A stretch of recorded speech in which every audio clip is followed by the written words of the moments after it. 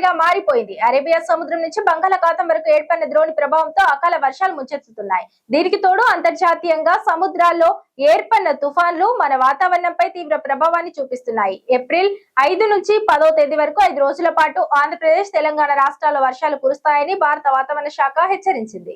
ఆంధ్రప్రదేశ్ లో వాతావరణం అత్యంత వింతగా మారుతోంది. ఉత్తరాంధ్ర నుంచి కోస్తాంధ్ర వరకు సోమవారం మధ్యాహ్నం తర్వాత భారీ వర్షాలు కురిసే అవకాశం ఉంది.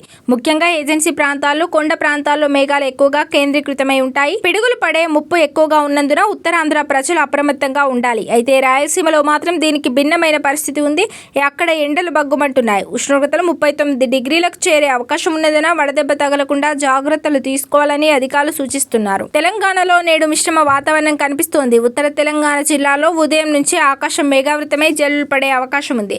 సాయంత్రం వేళ ఖమ్మం పరిసర ప్రాంతాల్లో వర్షం కురిసే ఛాన్స్ ఉంది.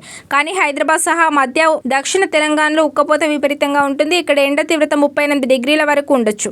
వర్షం కురిసే సమయంలో గంటకు 26 కిలోమీటర్ల వేగంతో ఎదురుగాలు వీస్తాయని, బైక్ ప్రయాణికులు జాగ్రత్తగా ఉండాలని వాతావరణ కేంద్రం తెలిపింది. ప్రస్తుతం సముద్రాల్లో భారీ మార్పులు చోటు చేసుకుంటున్నాయి. ఆస్ట్రేలియా వైపున మైలా, వైలస్సు అనే 2 శక్తివంతమైన తుఫాన్లు కేంద్రీకృతమై ఉన్నాయి.